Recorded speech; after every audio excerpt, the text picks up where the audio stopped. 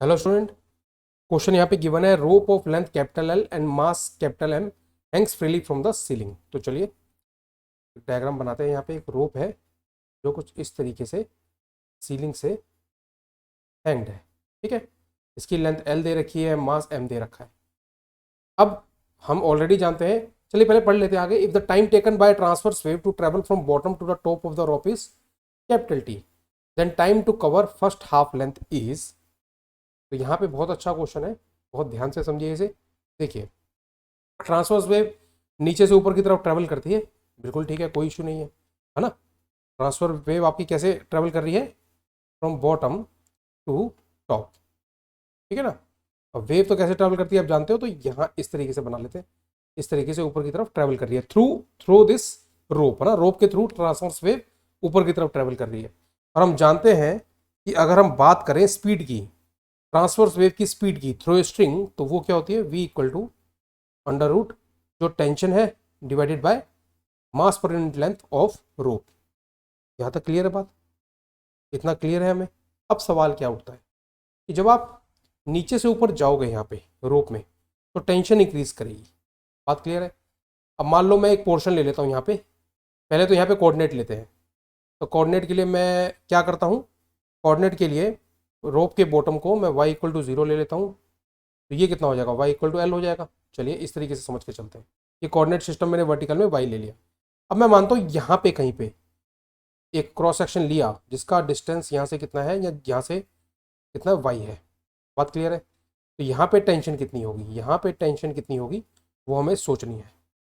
यहाँ पे आपकी टेंशन होगी, देखो जितना इसके नीचे की रोप है ना, उसका वेट, तो वो कितना होगा? मैं मान के चलता हूँ मास पर यूनिट लेंथ म्यू है, या एम अपॉन एल ले लेते हैं। ठीक है, ले लिया। इनटू जो नीचे की लेंथ है वाई इंटू जी, ये आएगी ना टेंशन यहाँ पे। तो आप जब ऊपर जाओगे तो ऐसे समझ लो, आपकी जैसे जैसे ऊपर जाओगे तो टेंशन इंक्रीज होनी चाहिए, और सबसे ज़्यादा टेंशन टॉप में होगी यहाँ पे, है ना। क्योंकि उसको वहाँ पे टेंशन ज़्यादा होने का रीज़न क्या है कि वो टेंशन किसको बैलेंस कर रही होगी? नीचे के रोप के वेट को।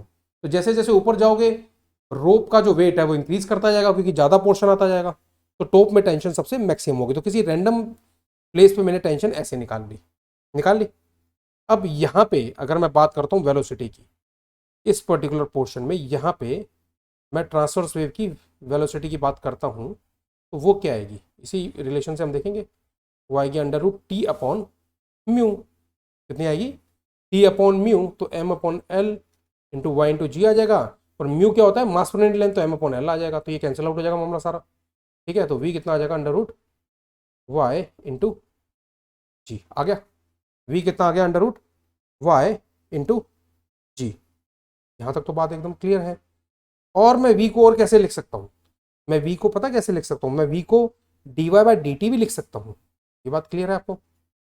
अंडर रूट वाई जी लिख लिया है ना, इसको हम किससे इक्वेट कर सकते हैं?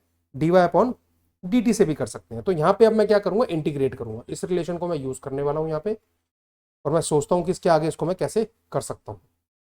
तो डी वाई कितना आ गया? D Y equal to root Y G D T, या इसको ऐसे लिख लो, D T equal to D Y upon root Y G. अब उन्होंने बोला है बॉटम से टॉप तक जाने में कितना टाइम लगता है? Capital T. तो जीरो से कैपिटल टी ले लेता हूँ मैं लिमिट, और यहाँ पे लिमिट क्या लूँगा?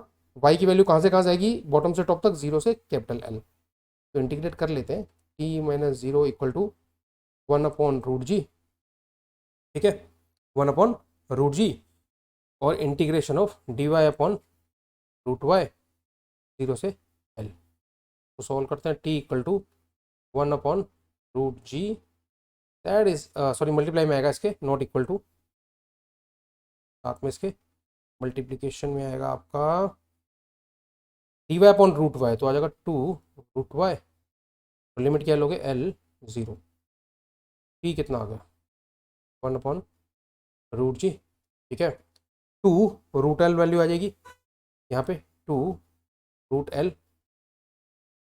ये तो हम ऑलरेडी समझ ही चुके हैं कि कैसे किया है। तो टी की वैल्यू कितनी आ गई? टू रूट एल बाय जी।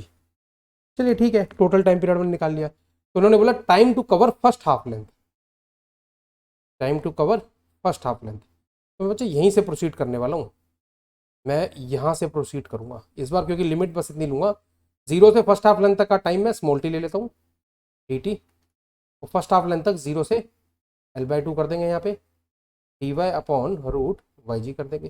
चलिए इसको सॉल्व करते हैं, t minus 0 equal to 1 upon root G, यहाँ पे जब इंटीग्रेट करेंगे तो 2 रूट वाई आ जाएगा, की लिमिट आप लोगे L/2 से 0, तो स्मॉल टी की वैल्यू कितनी आ जाएगी 1 अपॉन रूट जी, 2 बाहर आ गया, 2 यहाँ ले लिया मैंने, और रूट वाई की वैल्यू कितनी आ जाएगी रूट L/2। ये बात क्लियर है आपको? ठीक है, अब ध्यान से देखना, मैं क्या करने वाला हूँ, 1 अपॉन रूट 2 मैंने यहाँ ले लिया, तो यहाँ क्या बचा 2 root L upon root G, और ये जो वैल्यू है ये यहाँ से मैं इंसर्ट कर सकता हूँ, स्मॉल टी की वैल्यू कितनी आ जाएगी 1 upon root 2 into capital T. बात क्लियर है? 1 upon root 2 into capital T, और कैपिटल टी क्या है ऑलरेडी क्वेश्चन में ही दिया है, बॉटम से टॉप यानी टोटल टाइम बॉटम से टॉप तक का। तो ये ऑप्शन हमें कहाँ दिख रहा है, ऑप्शन नंबर सी आपका करेक्ट आंसर होगा, option number C is the correct answer for this.